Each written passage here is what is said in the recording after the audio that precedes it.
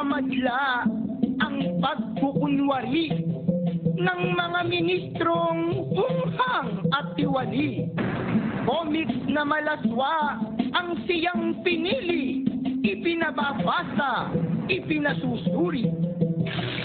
Gusto nating manawagan kapatid Ramil sa mga miyembro, sa lahat po ng miyembro ng samahang yan. Hanapin po ninyo mga kababayan ng comics na iyon. At kung kayo po nagkaroon kayo ng kopya, itinago po niyo yung iba. Ipagkaloob po ninyo at bigyan po ninyo ang inyong mga kamiyembro sa samahang yan, mga kamag-anak, na nasa malalayong lugar, padalhin po ninyo ng kopya. According to Presidential Decree number 969, Section 1, Amendment of Article 201, Revised Penal Code.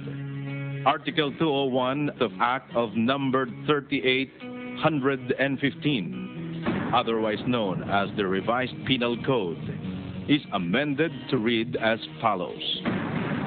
Article 201, immoral doctrines, obscene publications and exhibitions, and indecent shows.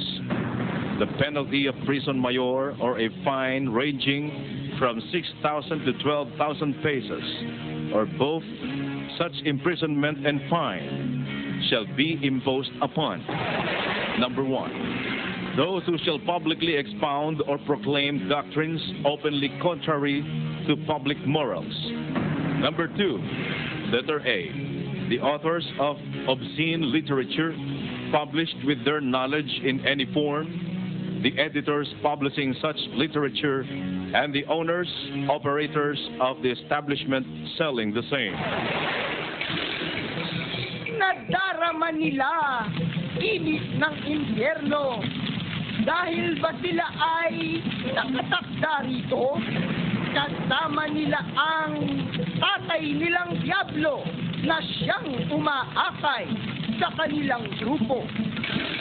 Sa tindi nga ho ng init, lalo doon sa mga huling pahina, parang dagat-dagatang apoy, yung comics na yung kapatid na bulan. Awit 49:14. Sila'y nangatakda sa Sheol na parang kawan. Kamatayan ay magiging pastor nila. Kaya pala isip nila ay mahalay dahil si Satanas ang siyang umaakay. Ipinagtatanggol ang kanilang tatay dahil kampun silang destino ay hukay. Alam niyo si Satanas aamin sa kasalanan, itong puno hindi Alam niyo si Satanas aamin sa kasalanan, itong puno hindi Mandaraya talaga Tuso. Talo ang Diablo Talo talaga. Mandaraya talaga Tuso. Talo ang Diablo Talo talaga. Ang hikayat nila'y lumikha ng gulo, tanda ng pagiging anak ng demonyo. Ganito kasama ang mga ministro na mapagkunwari sa harap ng tao. Ang address po ng puno, saan kapatid na Ramil? Diyan sa Apalit. Opo. San Vicente, Apalit, Pampanga. ADB Convention Center, San Vicente, Apalit, Pampanga. Puntahan nyo ron. Sa ibang lugar, nagpupunta ito kapatid. Ito punong nagpapakilala Diyos. Opo. Kapatid na meron ba kayo alam? Balita natin kapatid na Ramil, ito confirm Nagpupunta ito dyan sa Libertad. Libertad, Pasay? Pasay. Doon sa Convention Center nila ron, o sa Coordinating Center.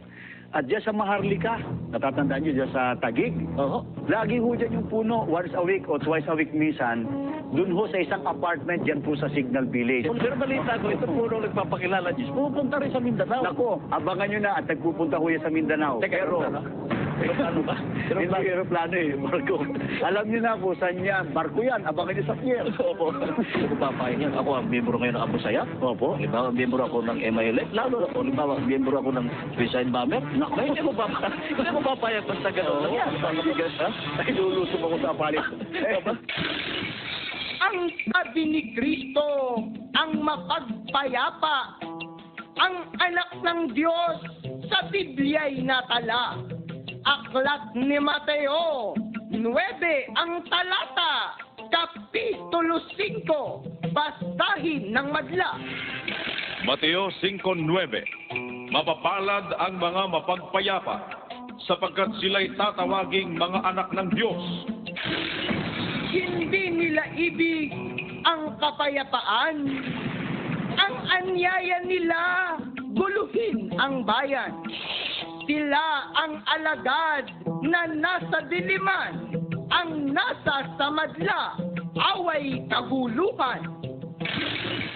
According to Supreme Court report, People versus Abella, it all started with an altercation during a basketball game. 3 days later, or on 10 March 1992, the bodies of Marlon Ronquillo, Joseph Ronquillo, Erwin Lojero, Andres Lojero Jr., and Felix Tamayo were fished out of the murky waters of the Pasig River, filthy, bloated, putrid, and decomposing. Post-mortem examinations on the cadavers showed signs of foul play. At about 10 p.m., the victims, except the one lying in the vehicle, who seemed either unconscious or dead, were brought to a so-called basement in the Iglesia compound in Punta Santa Ana. There, they were mauled, tortured, and beaten by appellants, who were deacons of the INC, as well as by their cohorts, using steel tubes, lead pipes, guns, and other blunt instruments. Thereafter, they were loaded into the van, which forthwith sped out of the compound. And 3 days later, or on 10 March 1992, the victims' bodies were found floating on the Pasig River, showing signs of foul play. Wherefore, judgment is rendered pronouncing the 4 accused in these cases: Juanito Abella y Garcia, Diosdado Granada y Salcedo, Benjamin de Guzman y Labasan, and Edgardo Valencia y Villanueva, guilty beyond reasonable doubt of murder. Di maitatago, lantad na sa madla, tunay nilang kulay, mga walang hiya. Ministrong Tiwali, mali sinasadya, ayon sa kanilang taga-pamahala. Ano ang sulat sa akin isang kapatid? Baka gusto niyo ipabasa ko sa inyo. Hanggang ngayon, wala pa po akong nakikitang matino na manggagawa sa kasaysayan ng buhay ko. Lahat po, puro tiwalit. Masakit na salita, nasaktan ako. Sapagkat ako'y manggagawa rin. Pero hindi ko masita yung kapatid sapagkat alam kong nagsasabi siya. Kung hindi ba buong-buo na katotohanan nagsasalita siya ng totoo. Ayun, kung isang manggagawa, mga kapatid, sinungaling, hindi pwedeng manindigan. Kung ang isang manggagawa, kakampi sa katiwalian, hindi pwedeng manindigan. Kung ang isang manggagawa, siya pang nagtuturo ng katiwalian, eh lalong masamang manggagawa ito. Wala ng sariling paninindigan, ay siya pang kasangkapan ng Diablo. Sino yung ganyang manggagawa? Maraming manggagawa natin, halos lahat. Ganyan. Tagapamahala nila ang may sabi. Mga ministro niya'y Diablo ang kakampi. Upang wag madamay, hanapi mabuti. Isipin mo ito nang di mapalungi.